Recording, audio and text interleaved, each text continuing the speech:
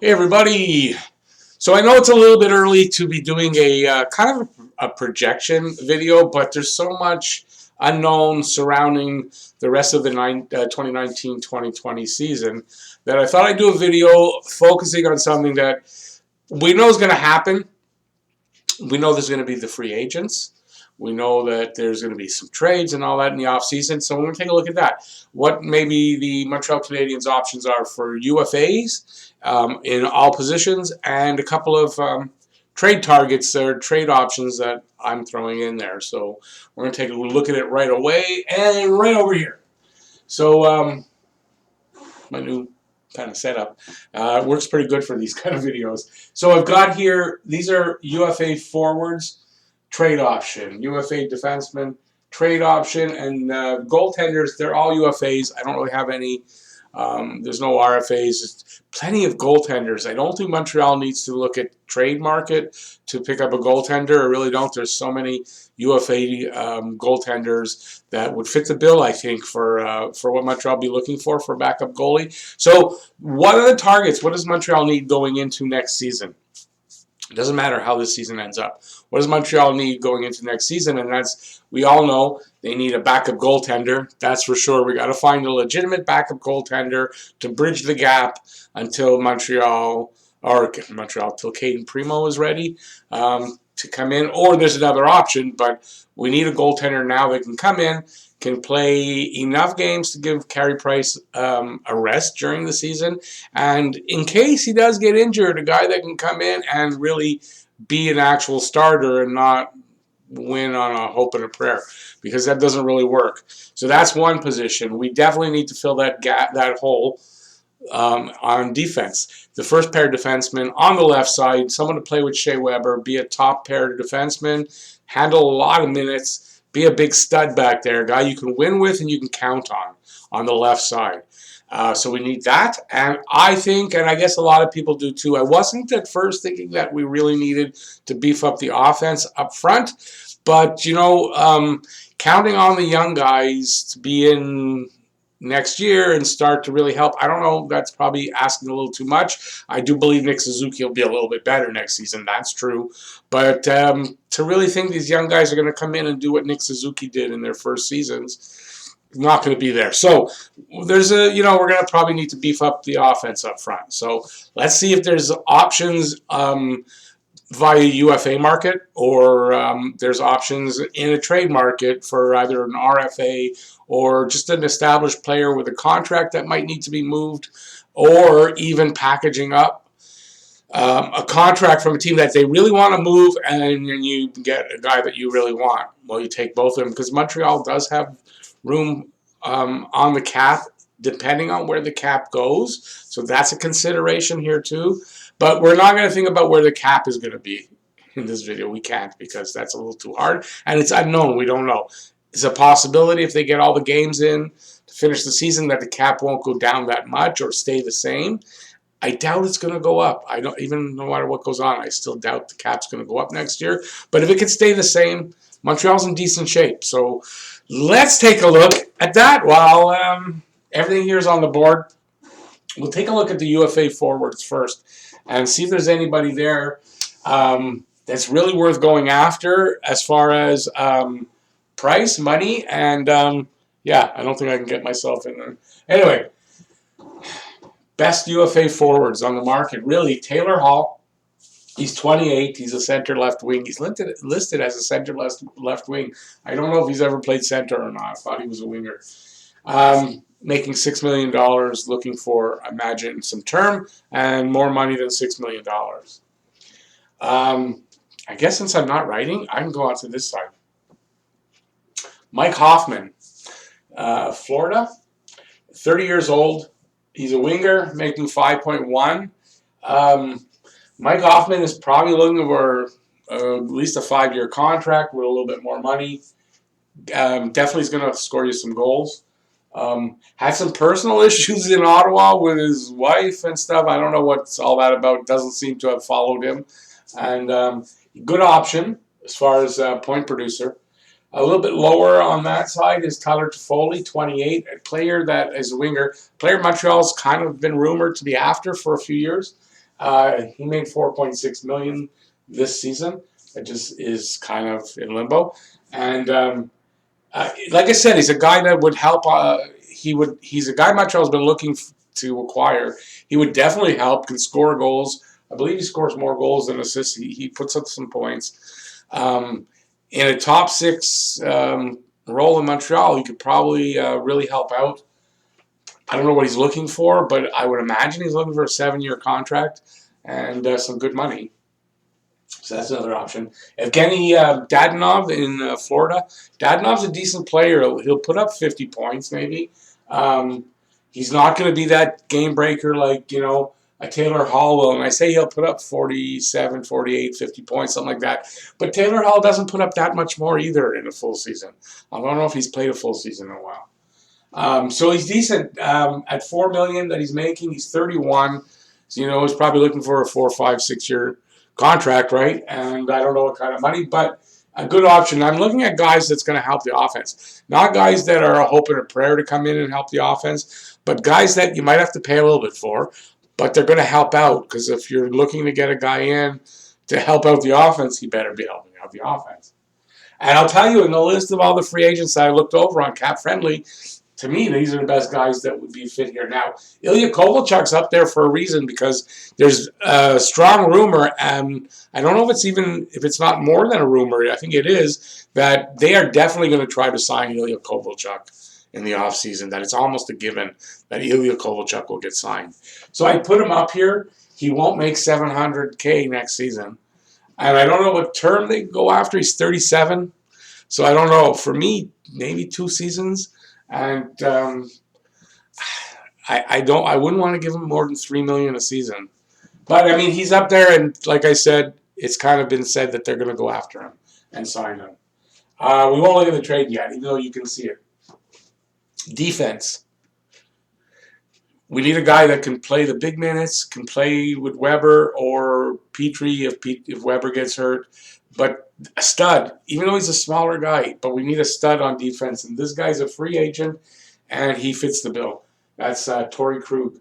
Torrey Krug, he's 29. He's a left side defenseman. He's making $5.2 million last season, so he's looking for a raise and he's looking for some term. He's 29. You got to figure he's looking for 7 years. Got to be looking for 7 years. And with everything I've heard, you got to really overpay this guy to get him. I don't know what overpaying means, but 7 to 8 million, maybe more. I could be on the low side. I don't know if it's worth it, but if we want to fix the hole, Torrey Krug fixes that hole, I think. It's hard to say a guy from Boston coming over and doing the job. But yeah, Torrey Krug is the guy, elite level guy that you could get. I think they should target him. He does everything, and he fixes the power play as well. We got a problem with the power play. Torrey Krug is a guy that will come in here, and if he can't make a difference on a power play, he's like a power play specialist, I think. Yeah, he plays big minutes. He's not just a specialist on the power play. So he fills 2 holes, really, Comes in here, that hole we have on left defense, takes care of that on the first pairing, and he's definitely going to help our power play. Big time. Now, if you don't want to spend the big money, there's a couple of other options. The cheapest of them is Eric Gustafsson, who got traded from Chicago. I don't remember where he is now. But he's a free agent, and he had a 60-point season 2 seasons ago. So the guy can put up some points in the right situation. Not expensive. He's only 28, and he hasn't played, I don't believe, in the NHL that long. He was a guy came in from Swedish leagues, I guess, and yeah, I had him in there last season for a target for this actual same thing. Another option is TJ Brody.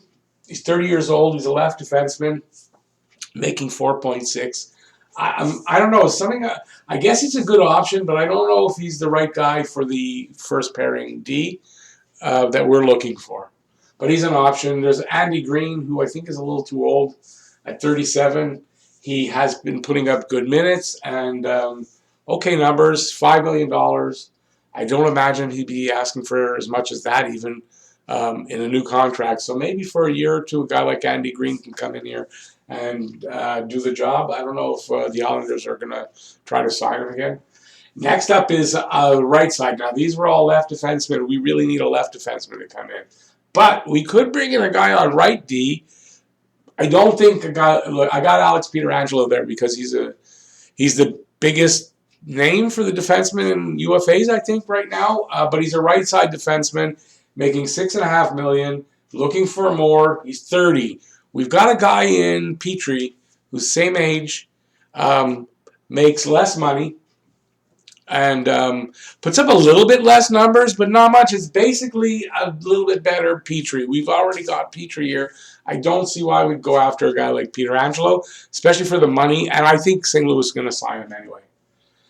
There's also Sami Vatanen, I think, who went over to Carolina in the trade deadline, and he was from New Jersey. He's 29 years old. He's a right D. He was making $4.8 million. Don't know what he'd be looking for. Probably a little more than we want to pay, and he's on the right side. So I don't know if we want to bring in another right D, unless we're looking to bring in a guy for the third pairing defense, somebody who's going to give us some experience and some toughness. And I got a guy for that. That's Radko Gudas, who's 30. He's a right D. He made 3.3 last year. He's probably looking for 4 or 5 year contract. I don't think a guy like that gets a huge raise. I really don't. But he's a guy. I did the redraft of the 2010 draft, and I actually took Radko Gudas in the 22nd spot that Montreal had taken Jarred Tinordi, because he's kind of what we were looking for when we took Tinordi, except in the size. I mean, Tinordi was 6'7".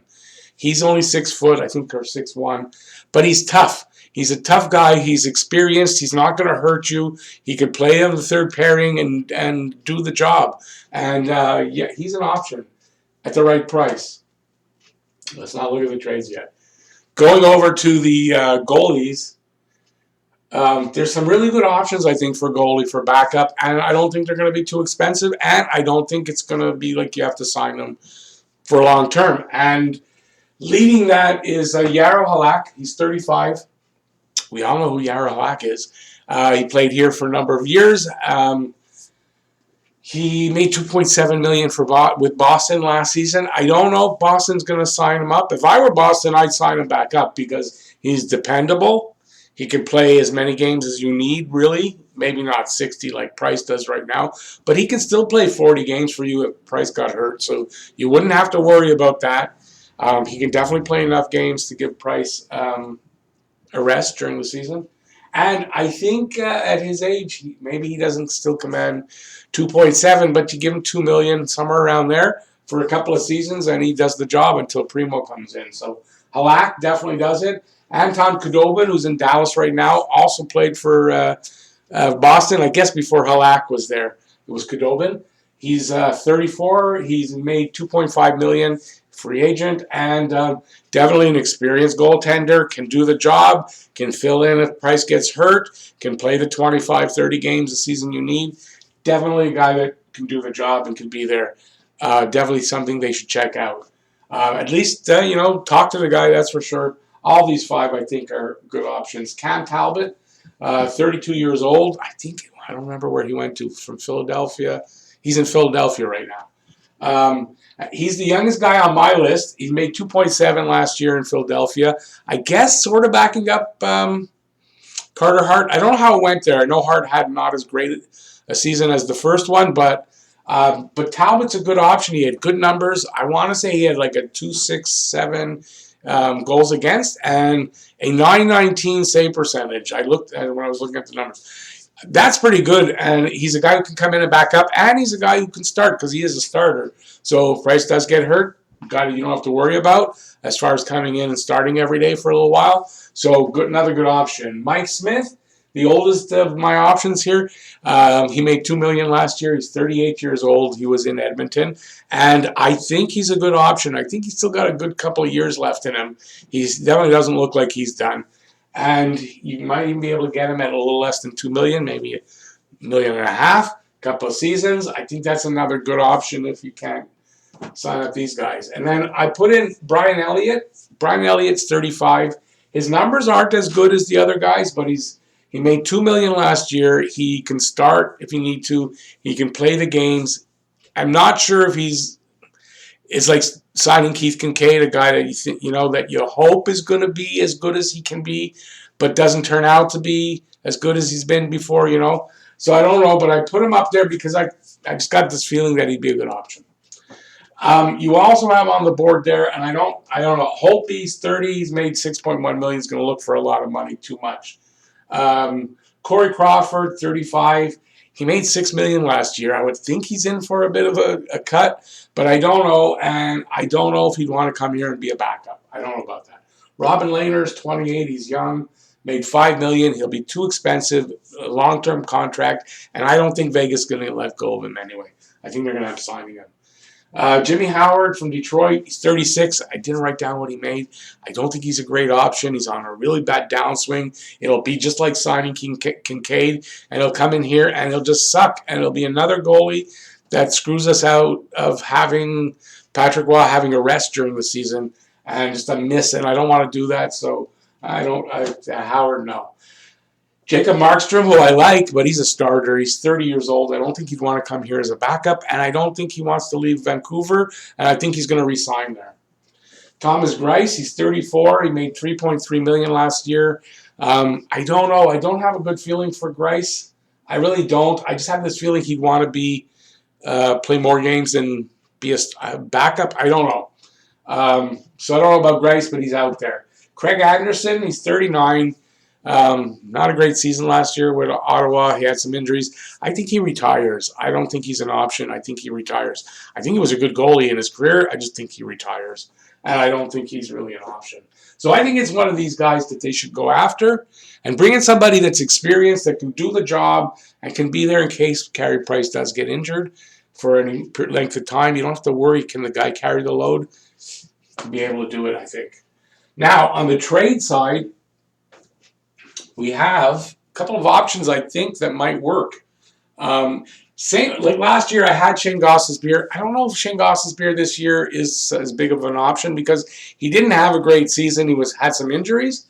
And look at his numbers. 42 games, 5 goals, 7 assists, 12 points. Gostisbehere should be giving you some points. If he played 42 games, you should have about 20 points from a Gostisbehere. He's not doing that. That's 2 or 3 seasons on a downswing. He's got 3 years left at $4.5 million on the contract he signed a couple years ago. He's 27.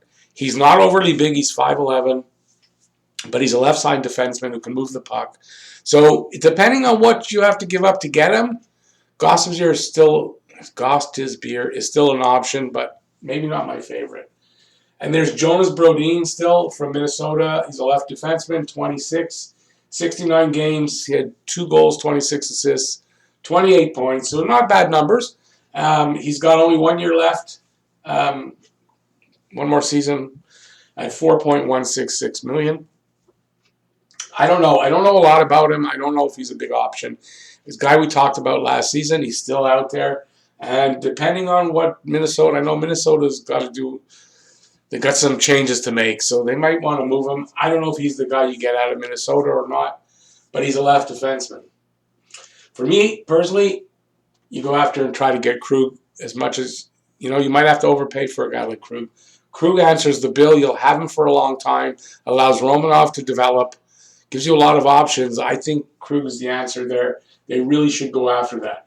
Go after Gudas if you want not to have to take a chance. Is Fleury ready? Give him a little more time to develop. You sign him to a short-term contract. He's on your third pairing on the right side, and he solidifies that right side going into for the season. They're all experienced. They're all good. They're not going to hurt you. I think that's not a bad option if you can get him at a good price. Over here, trade side, I like Alex Killorn from Tampa Bay. He's a guy who's got a contract. He's got 3 years. $4.45 million. Tampa Bay's got some contracts to sign, and they got some money issues. They might be wanting to get rid of a contract with a guy like this. And I think he's a guy that's ready to break out on the right team. So he's a guy that he put up 26 goals, 23 assists, 49 points. Not bad. 67 games last year. That's not too bad.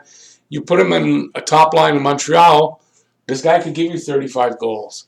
This guy can give you some of that offense that we really are looking for. So it depends on what you've got to give up to get him, but I don't think you're giving up any of your big guys because Tampa needs to have salary They need to get rid of his salary, so they want back picks, draft choice, something like that. So I think he's a good guy to go after because he could really help. I don't know if they're going to want to trade within the division, but I think he's a guy that can really, really help. Another option I'd like to see Anthony Mantha on this team. You think that might be crazy, but listen to this. He's 25. He's a winger. He's an RFA. So he made 3.3 last year. He made 3.3, but he's an RFA. Detroit has a ton of guys to sign. If not UFA, mostly RFA, but they've got tons of them. On offense, on defense, they got tons of guys to sign. They've also got Justin Abdelkader, who they're trying to get rid of. It's a bad contract. He's 33. He's a winger. They got 3 years left at $4.25 million. He put up in 49 games, 3 assists. He's a contract that they can't get rid of, and they'd love to. So Montreal takes Justin Abdelkader and Anthony Mantha. Don't know what you're going to give back. You're going to give something back. Not Jonathan Drouin, because I don't think Steve Yzerman wants Jonathan Drouin back. But you get Anthony Mantha. He's a big guy. He can put up points. Look at his points. 43 games he played. He had a little bit of injuries last year. 16 goals, 22 assists, 38 points in 43 games. That's a guy you want to see that can help your offense big time. He's from Quebec. He's, like I said, he's a big guy, so that's size. You're not having a small guy come in. So if you're going to get a Torrey Krug who's a little small, pick up an Anthony Mantha, balance out a little bit, right? I'd love to see that happen. And then you can, Justin Abdelkader, you bury him in the thing, or you buy him out, something. You do something with him. And they have the cap room. They can do it. To get a guy like Mantha, well worth it. And I think that's it. So that's my ideas for targets for next season. I think Montreal can land some of these guys to fill those holes. One of these guys, I really like to see Torrey Krug on defense. I think that really answers the bill there. Sets you up for success going down the road and allows the time for our prospects to get in here, get some experience, and take charge, whatever, get their careers going. But Torrey Krug, I'd go hard after that guy. And I don't know I would go the same route with the UFAs. Honestly, I would try to make this trade and get Killorn. And as far as goalie, I think maybe it's one of these two guys. But I'd be happy with anybody. I'm not sure about Brian. He's kind of a question mark. But these 4 guys, any one of them, I think does the trick. So there you go. That's my ideas for the targets Montreal Canadiens should go after. Now, it's an early look at it. Things can change big time depending on what happens with the rest of this last season. But at least we know going into next season, we got the free agents. These things are going to be constant. For 2019-20, who knows? So there you go. If you like the video, give it a thumbs up. And leave me any comments you may have about what you think of the guys that I'm talking about here. If you have any guys that I didn't think of that you'd like to see Montreal go after, trade or free agent, whatever, let me know in the comment section. And while you're on the way down there, if you haven't subscribed, please subscribe and ring that notifications bell, and that's going to get you your daily fix of Bleu Blanc Rouge right here at Talking Habs. And I think that's it. Thanks, everybody, for watching. Please stay safe. Wash your hands, stay in as much as you can, wear a mask, all that good stuff, and peace out, y'all. See you next video.